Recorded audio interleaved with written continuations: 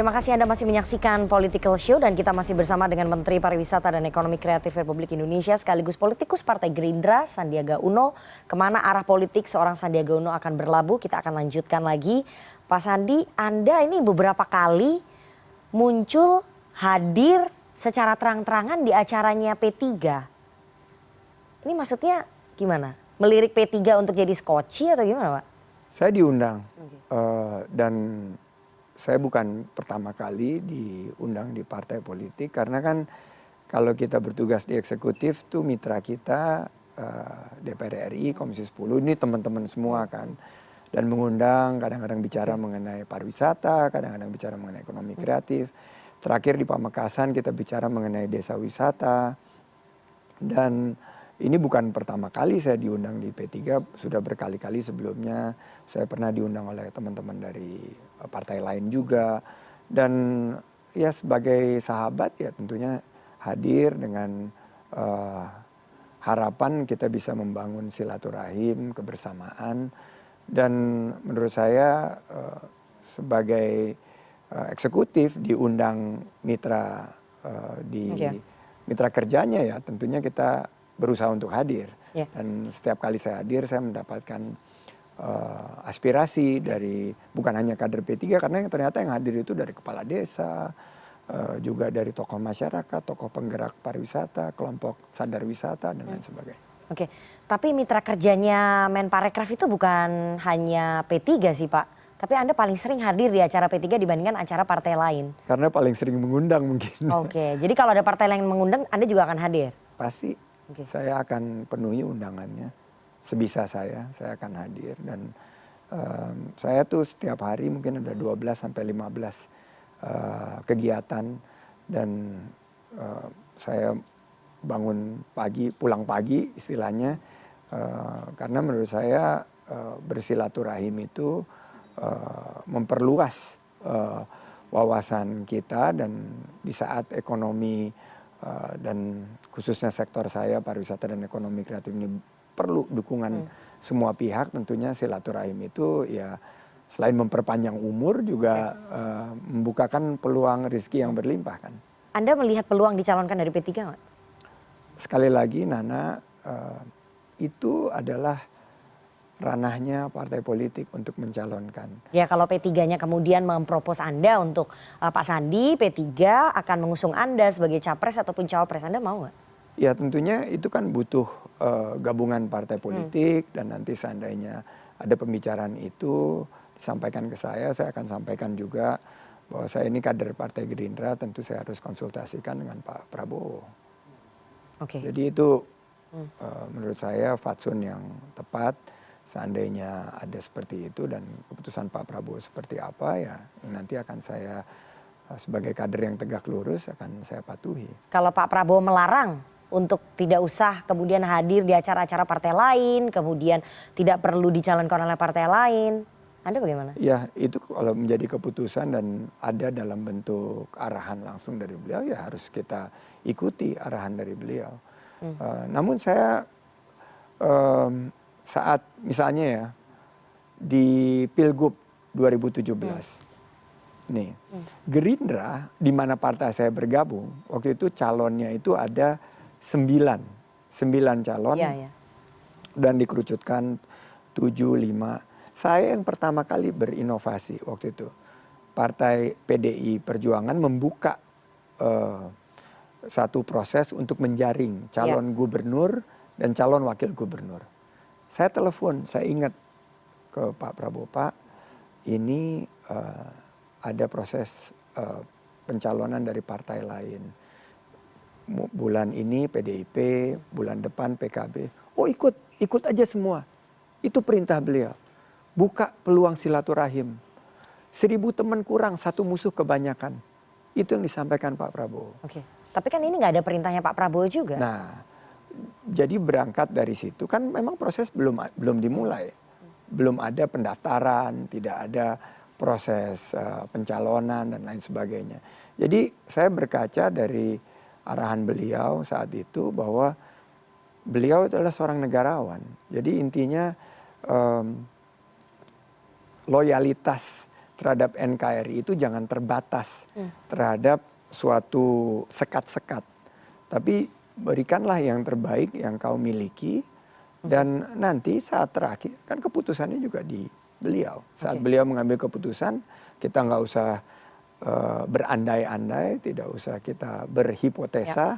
Karena memang kita juga bukan pengamat, tugasnya pengamat mungkin yang berhipotesa. Saya hanya menjalankan tugas saja. Jadi selama Pak Prabowo tidak bilang apapun, nggak melarang ataupun nggak memerintahkan, Pak Sandi jalan terus saja ya, usaha terus gitu Pak? Mengalir, karena politik itu juga sangat cair, mengalir dengan, kan kita niatkan ini semua sebagai ibadah, niat berkontribusi kepada bangsa dan negara. Saya ini di dunia usaha sudah dapat suatu karunia yang luar biasa. Saya masuk politik juga beliau yang mengajak.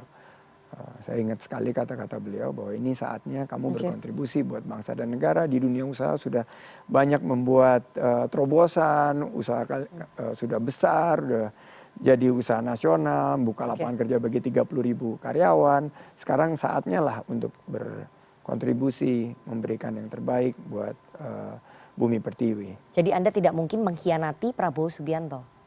Ya nggak mungkin lah. Kalau beliau memang akhirnya mengambil keputusan, ya ini saya akan konsultasikan sama beliau dan langkahnya tentunya harus terus berkoordinasi dengan beliau. Oke, tetap berkoordinasi dengan Pak Prabowo. Selain berkoordinasi dengan Pak Prabowo, kabarnya Anda sering diajak diskusi, diajak berkoordinasi dengan Presiden Jokowi soal peluang Anda di Pilpres 2024.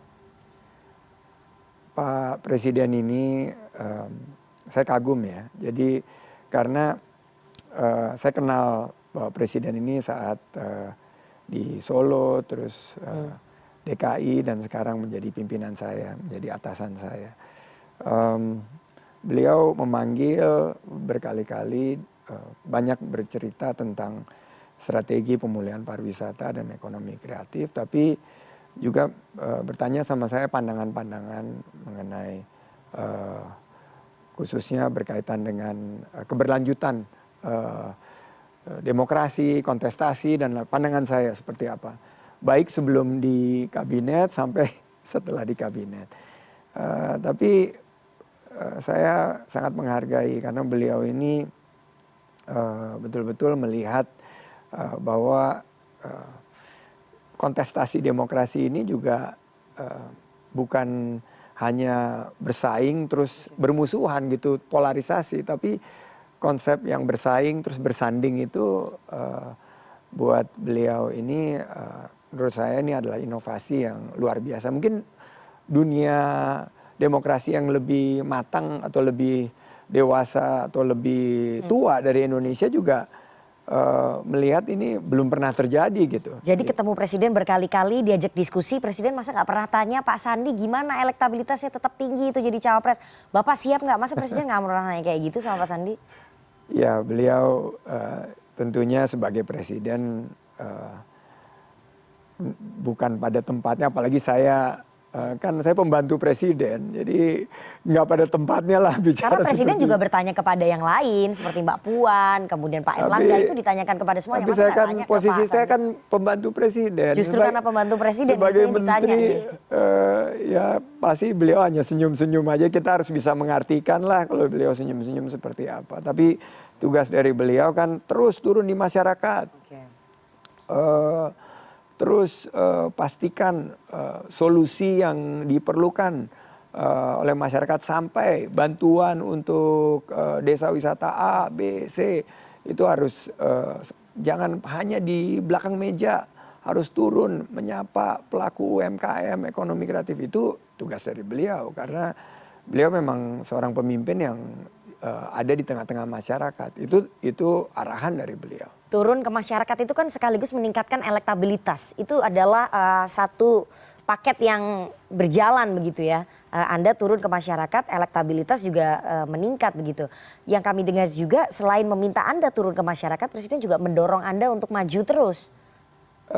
Ya tentunya kalau bagian daripada tugas dan fungsi saya, ya memang itu harus jadi kewajiban kita menghadirkan suatu Misalnya saya ketemu sama pelaku ekonomi kreatif, sebut aja namanya Erwin.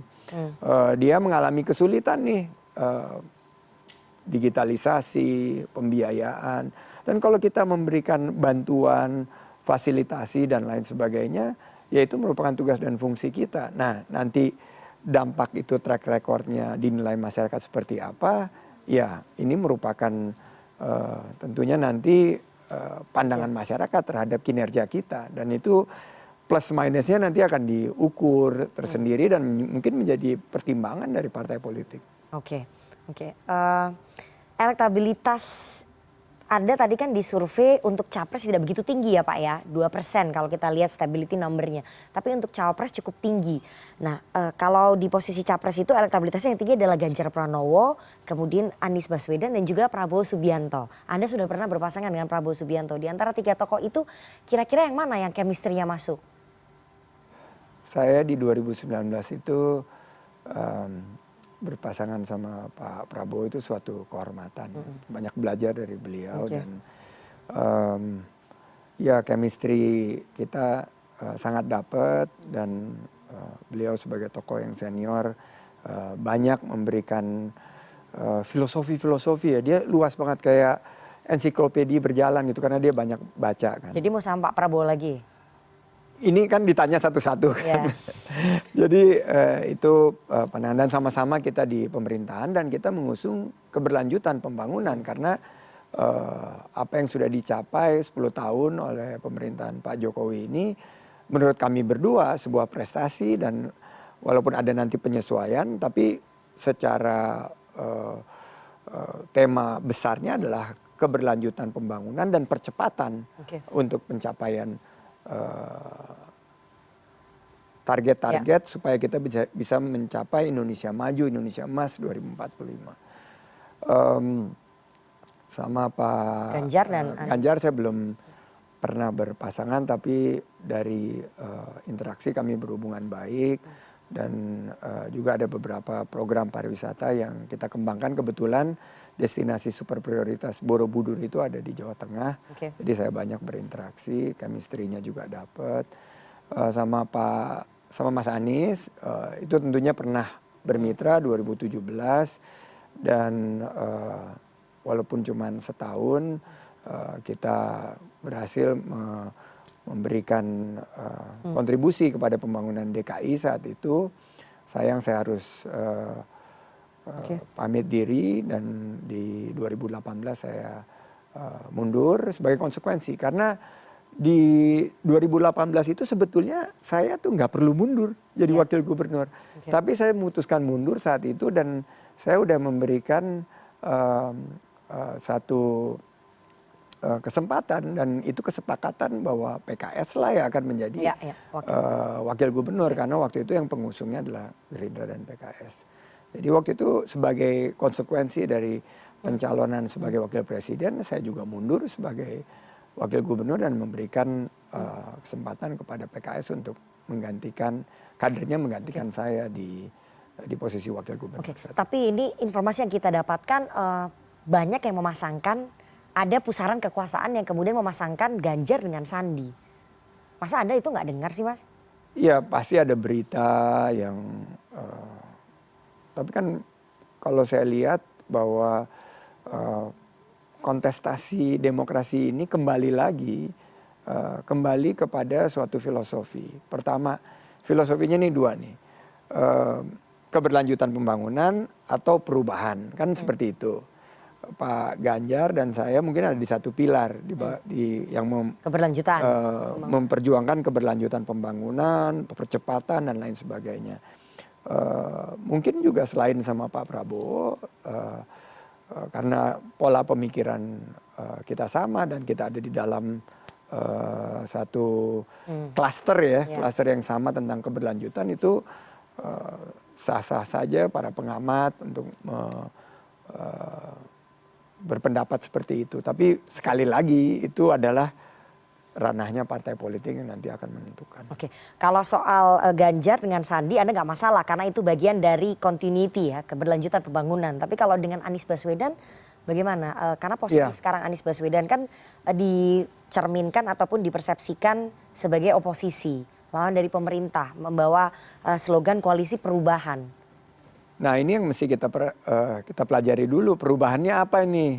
Karena kalau perubahannya itu harus betul-betul, kalau dulu di DKI ya kita memang koalisi perubahan. Kita memperjuangkan beberapa posisi yang memang ingin mengubah arah pembangunan DKI saat itu. Dan kali ini kalau di Pilpres kami melihat bahwa justru keberlanjutan dan percepatan pembangunan. Jadi nggak masuk ya? Ya, kalau kita lihat mesti dipelajari dulu itu perubahannya di bidang apa. Kalau di bidang ekonomi saya sangat tidak setuju karena ekonomi kita sekarang dalam trajektori yang sangat baik gitu loh. Kalau justru percepatan dan keberlanjutan dalam koridor, mungkin itu bisa ada kesamaan titik pandang. Tapi kalau tidak ya ini harus duduk dulu. Tapi sekali lagi kita nggak usah berandai-andai lah. Ini ranahnya partai politik. Intinya pada ujungnya pimpinan partai politik ini punya posisi sebagai negarawan. Mereka akan memilih yang terbaik pasangannya.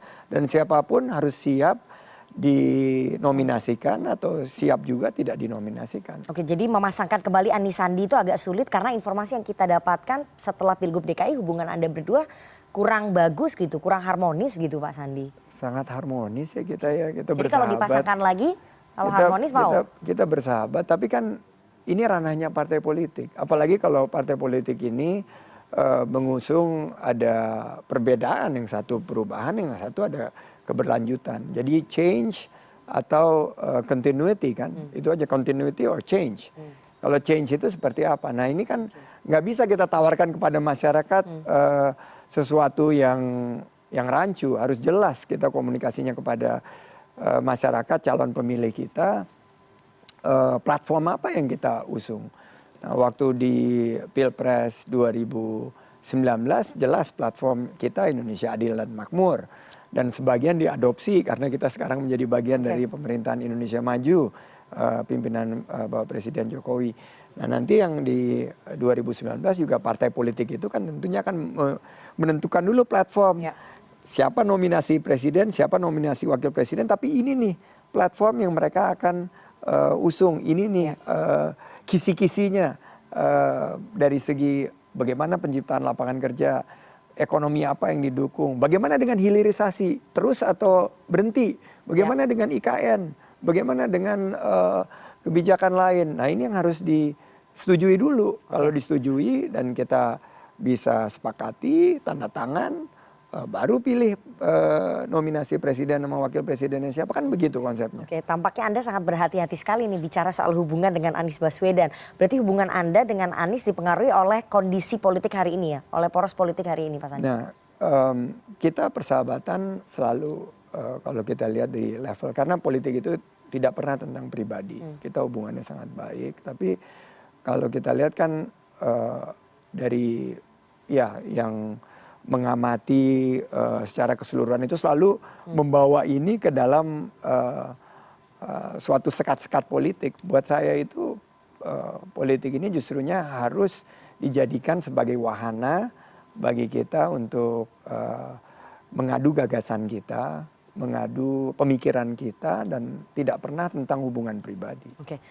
Terakhir Pak Sandi, kalau nanti partai politik akhirnya memutuskan Anda tidak bisa maju ataupun tidak memilih Anda sebagai kontestan pada kontestasi Pilpres 2024. Rencana Anda apa? Apa yang akan dilakukan oleh Sandiaga Uno kalau tidak bisa bertarung di kontestasi Pilpres 2024? Yang pasti nggak akan ngambil kerjaannya Nana. Oke. Nah kemarin udah coba jadi host. Tapi kan udah menang penghargaan. Udah berhasil sempet, itu. Ya. Tapi saya akan terus berkontribusi kepada bangsa dan negara, dan saya melihat bahwa ruang berkontribusi itu nggak sempit tapi sangat luas. Jadi saya menyadari bahwa Pilpres 2024 ini miliknya anak-anak muda yang tadi, dan ini saatnya yang muda juga menawarkan gagasan. Karena mereka-mereka ini BEM dari Universitas Pancasila, dan mereka akan merepresentasi 55% dari populasi kita. Dan kalau dari segi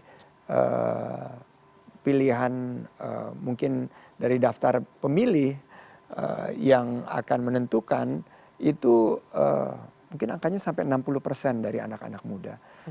Juga dari kaum perempuan yang sekarang ini semakin aktif menjadi garda terdepan dalam pembangunan bangsa. Saya akan tetap berjuang, berkontribusi kepada bangsa dan negara dalam mungkin kapasitas yang lain. Tapi pengetahuan saya di bidang ekonomi untuk memberikan suatu inovasi dan membawa kemajuan bagi bangsa akan terus berlanjut. Oke, terakhir sekali saya tadi belum menanyakan ini, sampai kapanpun Anda tidak akan keluar dari Gerindra meskipun tidak bisa maju kontestasi Pilpres?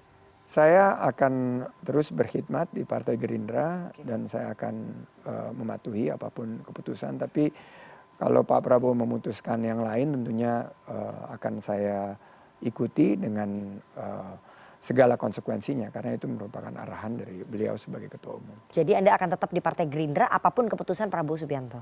Iya, keputusan Pak Prabowo tentunya harus kita maknai sebagai keputusan yang terbaik bagi bangsa dan negara dan saya akan ikut dengan arahan beliau dan saya yakin bahwa Pilpres 2024 ini keberlanjutan ekonomi dan pembangunan yang sudah dilakukan 10 tahun ini akan menjadi mungkin titik percepatan dari pembangunan kita dan keputusan partai-partai politik yang nanti akan mengambil sikap di bulan Oktober dan bulan November tahun depan akan mencerminkan itu dan saya sangat optimis bahwa Indonesia akan melalui kontestasi demokrasi ini dengan super KPI-nya bagus, kinerjanya bagus, prestasinya gemilang. Baik, baik. Apapun keputusannya nanti kita tunggu bersama karena nasib politiknya seorang Sandiaga Uno masih akan kita lihat beberapa bulan ke depan ya. Karena politik sangat dinamis sekali dan everything is possible. Semuanya sangat mungkin, kita tidak tahu apa yang terjadi nantinya. Terima kasih sekali Pak Sandiaga Uno sudah menjawab beragam pertanyaan yang mungkin bukan hanya di kepala saya tapi di kepala banyak orang, di kepala politisi-politisi lain yang sedang menonton acara ini. Terima kasih sekali Pak Sandiaga Uno atas waktunya kepada Political Show malam hari ini. Sehat selalu. Dan itu tadi jawaban-jawaban dari Menteri Pariwisata dan Ekonomi Kreatif sekaligus politikus Partai Gerindra Sandiaga Uno. Dan setelah ini kita akan mengulasnya bersama dengan Hasan Nasbi, Direktur dari Sirus Network, bagaimana peluangnya di kontestasi Pilpres 2024 dan apa kata mahasiswa tentang sosok Sandiaga Uno. Kita harus jeda terlebih dahulu, jangan kemana-mana, tetap bersama kami di Political Show.